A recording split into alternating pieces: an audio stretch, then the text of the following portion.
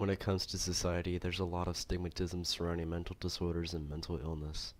On average, it can be assumed that most people are not capable of understanding what someone else is going through in life and the struggles they're facing. Watch today's shocking new numbers from the CDC about rising suicide rates across the country.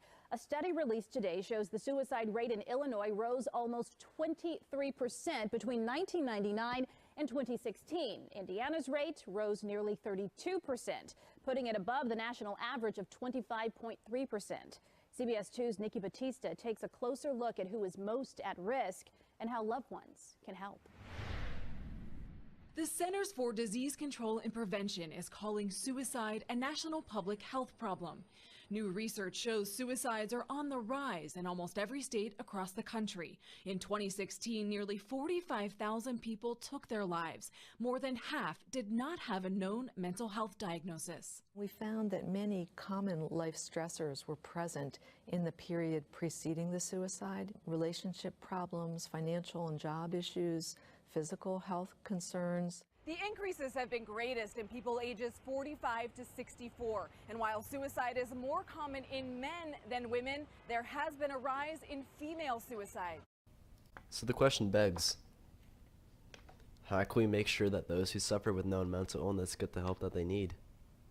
Mental health should be considered by peers of younger children for today and future's youth, when they are learning how to cope with feelings and understand the way the world works around them. Suicide is the 10th leading cause of death in the U.S., where most of them are done with firearms.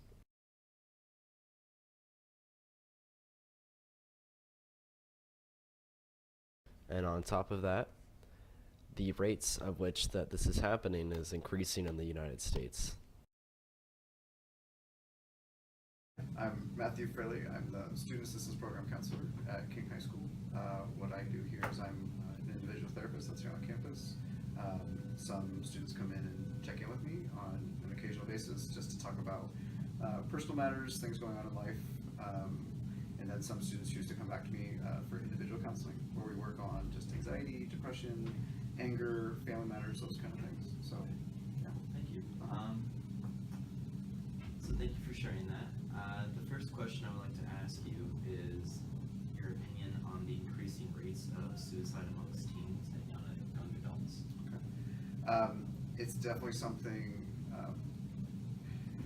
there's a lot of different kind of perceptions of it and what people think is like the problem. So everyone kind of has like their own opinion on the matter.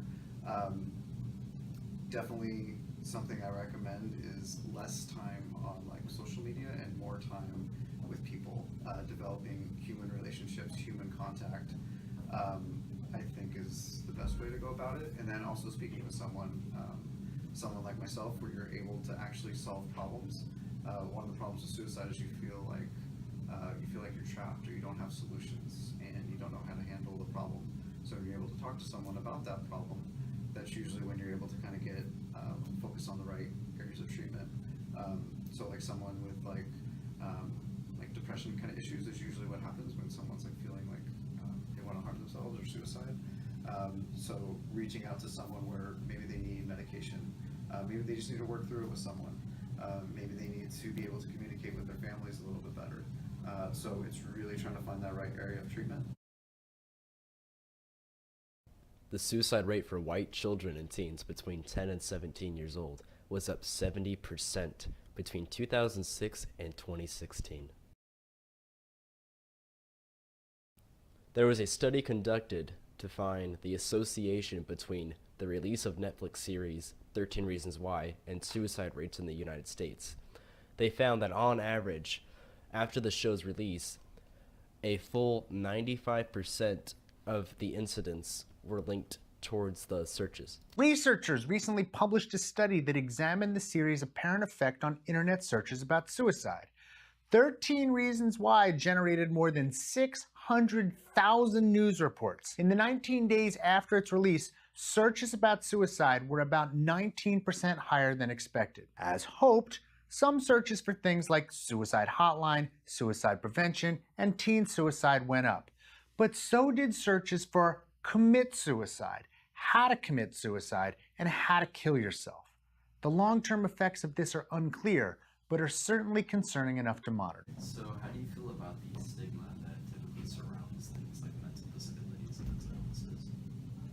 So sometimes, and what I like about your generation coming up is because there's a lot of people that know a friend that has depression or know someone in their family with anxiety. So that's something that, because you guys are growing up with it, that there's not as much stigma with it.